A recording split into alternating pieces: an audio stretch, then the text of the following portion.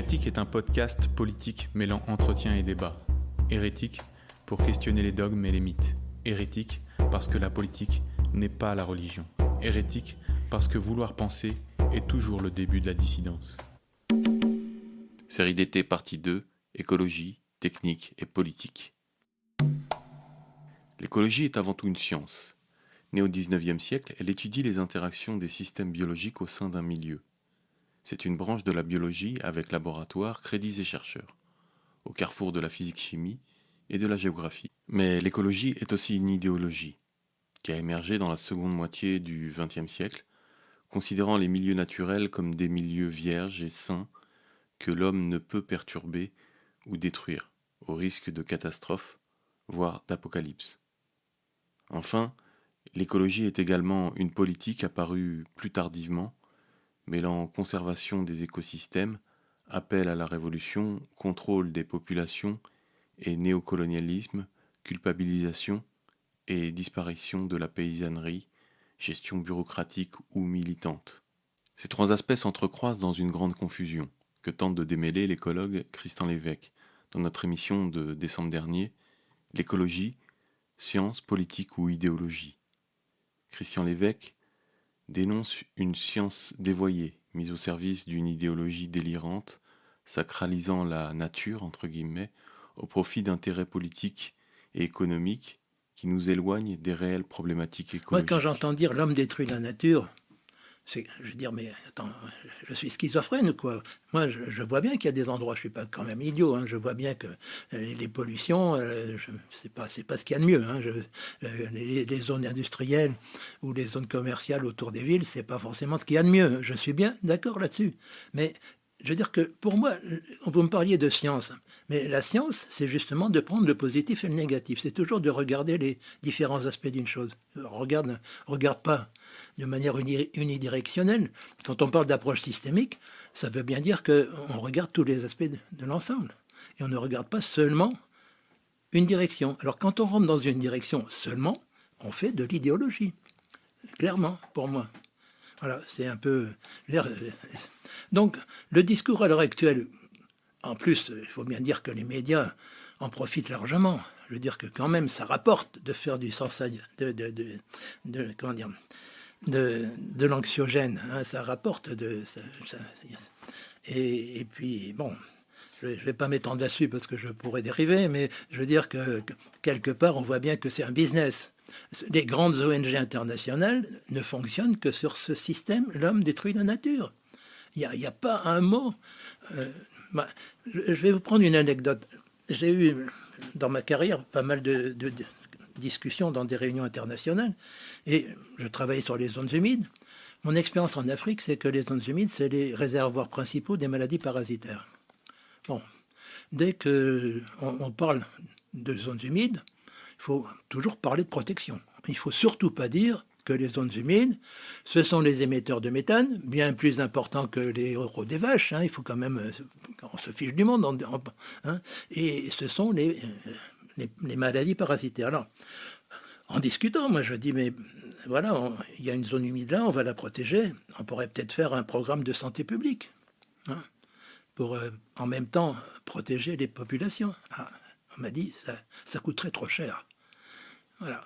Donc, je suis un petit peu quand même circonspect sur la motivation de ces grandes ONG qui sont des grandes, enfin, des multinationales, quoi, qui chargent du fric à droite et à gauche. D'où provient le discours stéréotypé des idéologues écologistes, pour lesquels il faudrait préserver une nature fondamentalement bonne et harmonieuse de toute influence humaine, fondamentalement mauvaise et destructrice. Il n'est pas difficile de déceler, derrière l'absurdité de cette position, qui ne répond en rien à la crise écologique, la résurgence mythique du judéo-christianisme et de son fameux Jardin d'Éden. Il existe même, depuis une soixantaine d'années, un courant religieux dont c'est la propagande explicite et qui a pénétré toutes les institutions internationales environnementales. Ces croyants et théologiens anglo-saxons font de l'homme l'intendant de Dieu sur terre, qui doit se soumettre à la création divine. La nature est alors sacralisée et la biodiversité investie d'une valeur intrinsèque qui doit transcender tous les intérêts humains. Arnaud Blaret, humanisme, libre penseur athée et autodidacte, nous raconte sa longue enquête sur cette nébuleuse théologique, inconnue et à l'influence considérable, dans notre entretien de l'automne 2024, et appelle à une renaissance de la raison, une libre pensée environnementale et une reprise en main démocratique des enjeux écologiques. C'est une théologie qui est pour la protection de la nature, et la protection de la nature, c'est quelque chose qui est bien. Alors pourquoi aller chercher des poux au christianisme finalement? S'ils ont un discours qui pour une fois est intelligent, pourquoi le leur refuser? Oui, je ne cherche pas des poux spécifiquement au christianisme, mais plutôt à ce que cette inspiration du principe de valeur intrinsèque, le principe de valeur intrinsèque, a tué l'humanisme puisqu'il nous interdit de gérer l'environnement en termes de valeurs humaines. Donc, la démocratie a suivi, parce que sans le droit de discuter de la crise environnementale en termes humains, il n'y a plus de démocratie possible. Tout s'est dilué dans une vaste nébuleuse qui décide pour nous. Et là, je veux citer un personnage très important qui est David Ehrenfeld. C'est un biologiste de la conservation, l'un des grands fondateurs de la biologie de conservation. Il a écrit un chef-d'œuvre qui est L'arrogance de l'humanisme. Lui, c'est l'humanisme qui l'accuse d'être responsable de la destruction de l'environnement, l'humanisme, parce que les humanistes ont abusé de leur croyance en les filles, les raisons pures, la science et la technologie. Donc c'est un scientifique, mais c'est une apostasie. Il répudie la France. Je me suis plongé dans ce livre, je me suis dit, mais la seule façon de lui répondre, son raisonnement est d'une logique imparable, à condition qu'on accepte le principe de valeur intrinsèque. Si on le rejette, il faut le rejeter, si on veut pouvoir encore traiter l'environnement en termes humains, il faut rejeter ce principe de valeur intrinsèque. Vous l'avez défini rapidement, est-ce que vous pouvez revenir sur cette définition-là? Oui, donc c'est l'idée que les éléments de l'environnement ont une valeur pour eux-mêmes, indépendamment de nous, parce qu'ils sont d'origine divine. Je vais citer aussi un autre texte très très parlant. Là, on est dans Biodiversity, c'est le livre à l'origine de la biodiversité, livre collectif, parce qu'il est issu du forum de 1986 pour lequel le mot a été inventé dans un but de marketing. Et l'article 55 est écrit par John Cope, un des principaux écothéologiens de cette époque-là, qui défend deux principes très importants dans ce texte, le principe de stewardship, donc évidemment c'est très à la mode, et aussi le principe de valeur intrinsèque. Il dit préserver la biodiversité ne doit pas se faire parce qu'elle nous sert à quelque chose. Après tout, il y a 99% des espèces ont déjà disparu.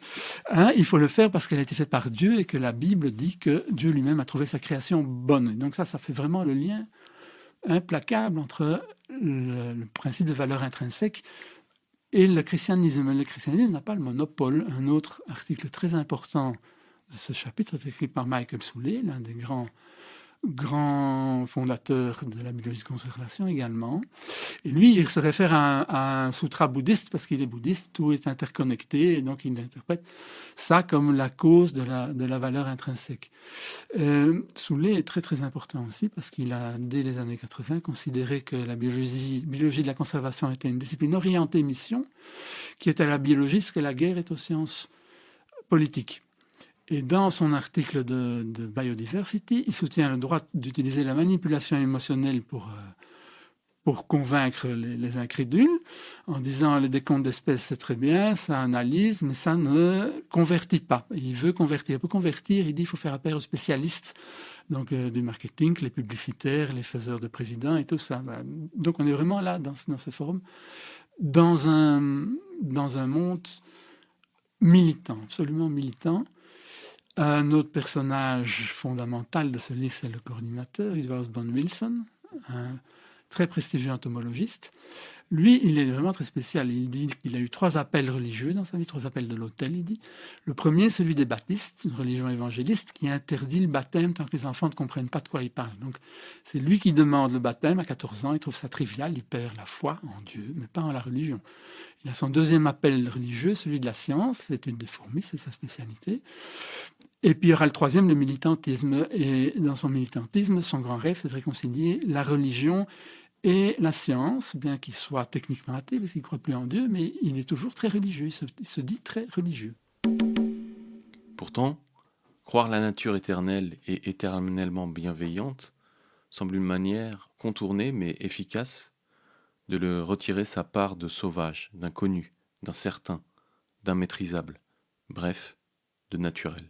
Derrière ce mythe de l'amour universel de la nature, que chacun d'entre nous prétend ressentir, se cache une réalité moins honorable, une haine indicible pour cet univers incontrôlable, mouvant et contradictoire, qui échappe obstinément à notre volonté. Du fond de l'inconscient, comme du cœur des sociétés historiques, sourdes d'une profonde ambivalence que l'on a peine à masquer derrière les meilleurs sentiments du monde, c'est ce que tente de décrypter Christian Gaudin dans notre émission de janvier dernier, La haine de la nature, explorant la face sombre de nos sentiments face aux éléments naturels. Et ce qui me fait parler de la haine de la nature, c'est que cette destruction, elle est commandée pas simplement par des intérêts économiques. On rase une forêt pour construire une ville ou un aéroport. C'est que, en fait, le rapport que l'homme a à la nature est aussi un rapport, disons, de pathétique, au sens de pathos, d'affectivité.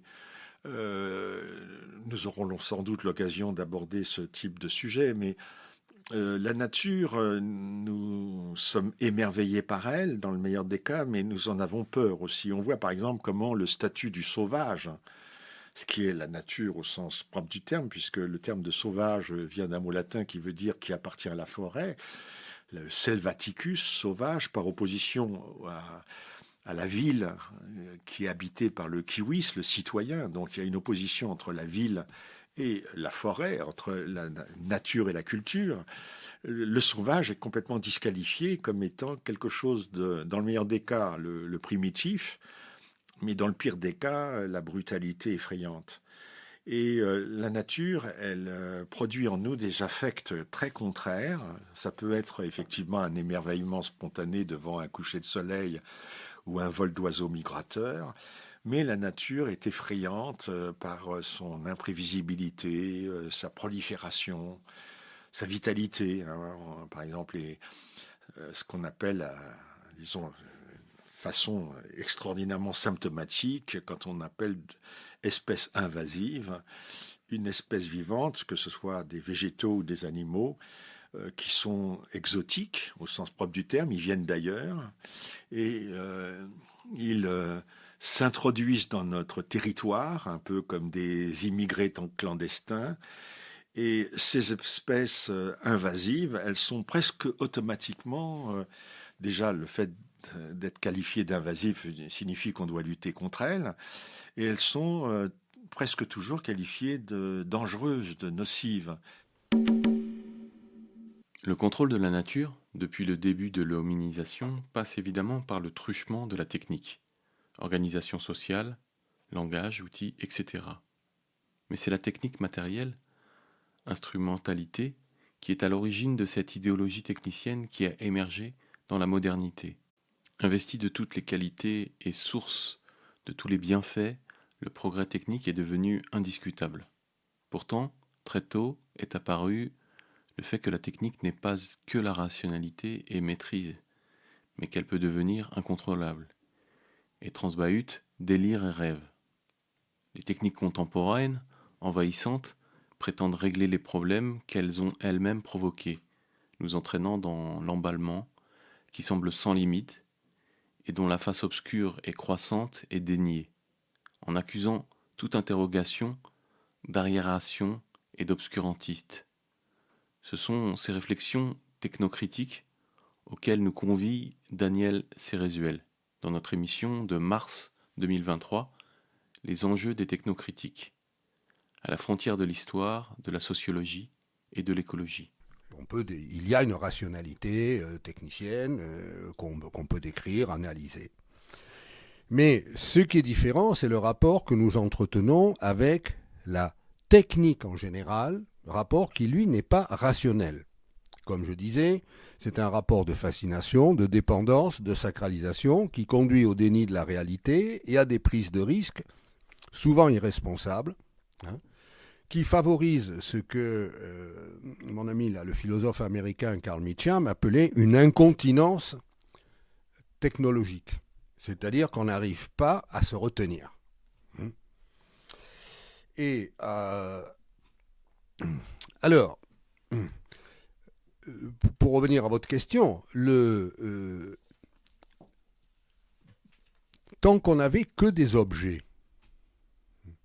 la question de la neutralité de la technique pouvait être évacuée assez facile, s'imposer finalement. Et le fait qu'il y ait une dimension dans l'usage de la technique qui échappe, qui dépasse nos intentions, c'était quelque chose qu'on pouvait facilement négliger. Alors c'est vrai qu'il y avait des techniques qui non seulement, depuis toujours, changeaient les choses sur lesquelles elles s'appliquaient, mais aussi qui changeaient celui qui s'en sert. Bon, par exemple, l'écriture. Oui, le feu. Bon. Mais l'écriture, par exemple, change les modes de rationalité. Il y a le livre magnifique de Goudy sur la raison graphique. Comment l'accès à l'écriture va modifier et restructurer les modes de raisonnement, d'argumentation dans la civilisation. Et ça change. Non seulement c'est un outil pratique pour communiquer des informations, mais ça à la longue, ça a structuré pendant des millénaires une transformation du mode de communication, du mode de pensée, du mode de capitalisation de la connaissance, etc. Ultime étape du développement technicien, les intelligences artificielles, entre guillemets, font clairement apparaître le fantasme d'une recréation de la vie par l'être humain et d'une nature enfin à sa mesure, c'est-à-dire contrôlable, obéissante et à son service.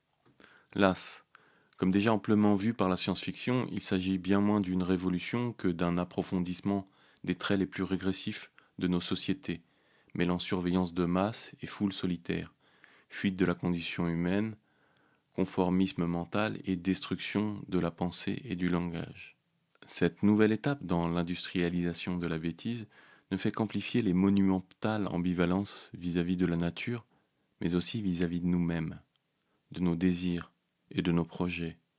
Loin des simplifications écologistes qui reprennent implicitement les thèses hégédériennes contre lesquelles se bat François Rastier, nous discutons avec ce dernier, dans l'émission de février dernier, l'intelligence artificielle et son monde, de cerner les enjeux de ce nouvel objet techno-fantasmatique qui fait maintenant partie de notre quotidien. Dans quelques petits camps de réfugiés qui continueront momentanément. Bon. Donc, je crois qu'il faut distinguer, parce que, par exemple, si vous travaillez sur les grammaires tamouilles sous forme de bananier au 5e siècle après Jésus-Christ, vous pouvez utiliser de l'IA, par exemple, pour rendre l'encre plus lisible. Enfin, vous voyez, il y a des tas d'usages. Mais bon, c'est pour ça que je ne parle que de l'IA générative et de l'IA générale. Il y a des IA qui sont interprétatives. Mais ce que veulent vendre les géants de la tech, c'est l'IA générale, parce que c'est un moyen, à la fois, on vous vend votre propre environnement, ce qui est quand même très fort.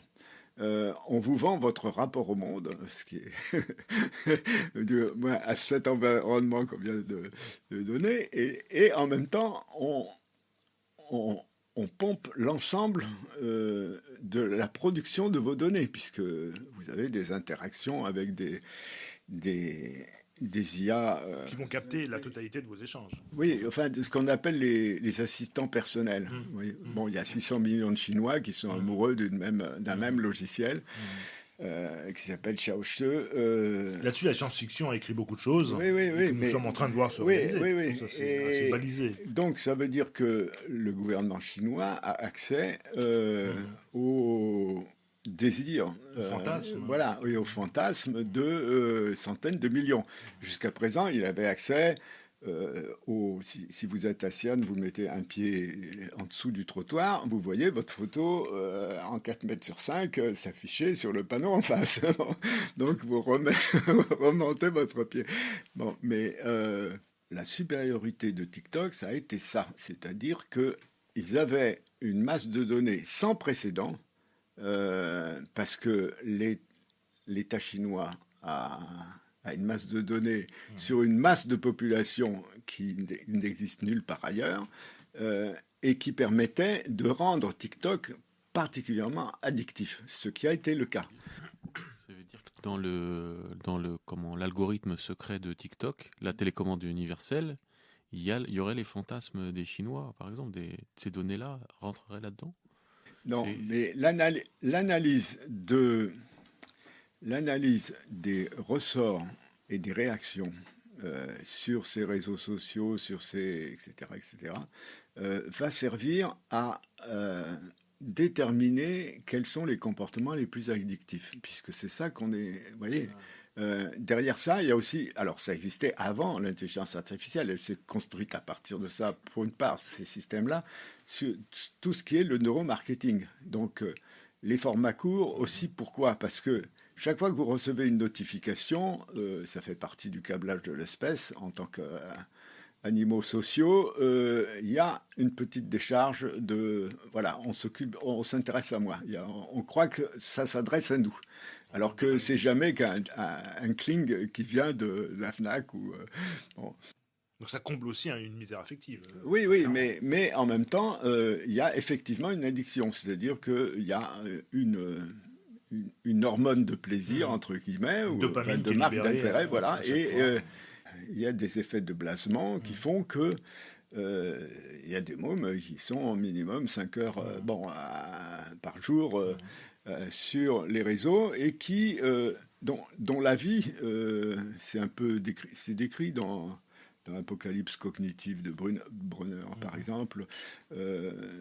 Donc, il se lève le matin pour fabriquer de la donnée pour les TikTok ou autres. Vous voyez, en même temps, les bulles... L'essentiel de la vie devient numérique. Voilà, l'essentiel de la vie. Donc, in real life... ça devient... je pense qu'il faut... Puisque c'est des questions de vie ou de mort, si je puis dire. Même si c'est une fausse mort, ça peut être une fausse vie aussi. Hein. Si on est obligé de se lever le matin pour nourrir Elon Musk, c'est malgré soi. C'est des vies de substitution, en fait. Oui, voilà. Alors, déjà, l'idée de IRL, in real life, ça veut dire qu'il y en a une autre. Qui n'est pas à qualifier d'ailleurs. On qualifie uniquement la réalité. C'est ce que dit Bossuet, hein, une béatitude éternelle leur est promise sous le titre majestueux de royaume. Bon, mais en fait, c'est ça. Et alors, Debord tiens, je vais vous lire un petit passage de Debord. Je ne suis pas spécialement debordien, mais c'était pas idiot. Non plus. Il dit, mais avant, le ciel était séparé. Mais grâce à la technique, on est arrivé à le concrétiser. Et il est dans ce monde. Il y a aussi au même moment, donc début des années 60, dans le livre de Simondon sur les objets techniques, dans l'introduction, page 11-13 si ma mémoire est bonne, tout un débat sur pourquoi est-ce qu'on anthropomorphise les robots, enfin, pourquoi on en fait quelque chose. Et donc, parce que pour lui, il y a l'idée que les objets techniques ont leur propre légitimité, et qu'il faut arriver à les reconnaître dans leur spécificité, et non pas à se projeter sur eux. Je ne dis pas que c'était l'idée de la libération des machines, mais il fallait les respecter d'une certaine manière, du moins les comprendre. Comprendre et non pas en faire de simples serviteurs.